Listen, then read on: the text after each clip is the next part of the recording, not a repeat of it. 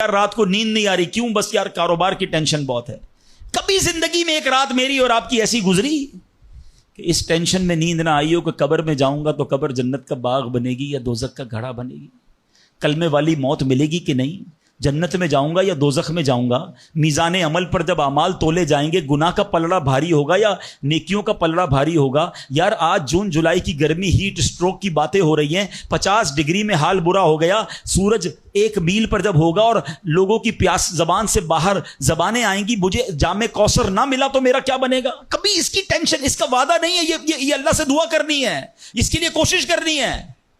ساری زندگی ایک ہی ٹینشن، چھوٹا گھر ہے تو بڑا کرنا ہے، کاروبار کو وسیع کرنا ہے اور آمدنی. اور میں نہیں کہتا دعا نہ کریں، کوشش نہ کریں، خدا نہ خواستہ اس کا کوئی یہ مطلب نہ لے کہ چلو بھائی اب تو اللہ نے اپنے ذمہ کرم پر لے لیا تو اب کوئی کام کاج نہیں کرنا. نہیں، دنیا عالم اسباب ہے، اسباب کا کشکول لے کر بارگاہ الہی میں جانا ہے اور توکل والے انداز میں دعا کرنی ہے تو اپنی رحمت کے سمندر سے ہمارے اسباب کے کشکول میں وہ ہماری روزی عطا فرمائے گا.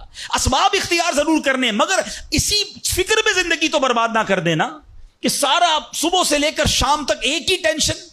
بھروسہ رکھے رب پر، یقین رکھے رب پر. آج حال یہ ہے بچہ پیدا ہو جائے تو ٹینشن، او ہو اب میرا بچہ ہو گیا، اس کی آگے پرورش میں کیسے کروں گا، اس کی تعلیم کا کیا ہوگا. اور خاص طور پہ بچی پیدا ہو جائے تو ایسے بدبخت لوگ ہیں کہ اب جناب بیوی کو برا بھلا کہہ رہے ہیں، خاندان میں جھگڑے ہو رہے ہیں بچی کی پیدائش پر کہ اب اس کی شادی کیسے ہوگی، یہ تو بوجھ آ گئی ہے. معاذ اللہ. سمجھ نہیں آتی کہ جس رب نے بچی دی ہے انشاءاللہ رزق بھی وہی دے گا، اسباب بھی وہی دے گا. ارے جب اس نے مجھے پالا ہے وہ اس کو بھی پالے گا. کیا خوبصورت بات علماء نے لکھی، جو رب ہاتھی کو من اور چونٹی کو کن دے سکتا ہے وہ مجھے بھی میرا رزق عطا فرمائے گا. آپ ذرا سوچے تو صحیح، کس کس کو رزق دیتا ہے.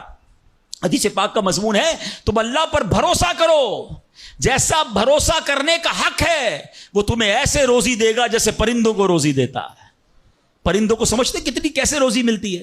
کبھی گھونسلے دیکھیں پرندوں کے؟ آپ کو پتا پرندے کتنے؟ ایک تحقیق کے مطابق اس دنیا میں جتنے انسان ہوتے ہیں نا، ملٹیپلائی بائی 10 جانور ہوتے ہیں.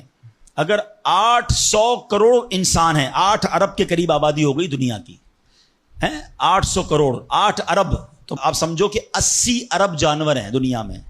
اور کہا جاتا ہے ملٹیپلائی بائی 10 کریں اس کو تو اتنے پرندے ہوتے ہیں. یعنی اس کا مطلب 800 ارب کم و بیش پرندے ہیں دنیا میں. آپ نے پرندوں کے گھونسلے دیکھے کبھی؟ یہ جب گھر سے صبح اڑتے ہیں نا اپنے گھونسلے سے، سب کے پیٹ خالی ہوتے ہیں، گھونسلے میں کوئی کبڈ نہیں ہوتی ہے، کوئی شام کا دوسرے دن کا چارہ نہیں ہوتا ہے، بچے چھوٹے چھوٹے چھوڑ کر جاتے ہیں. مگر یہ 800 ارب پرندے جب شام کو گھونسلے میں آتے ہیں اللہ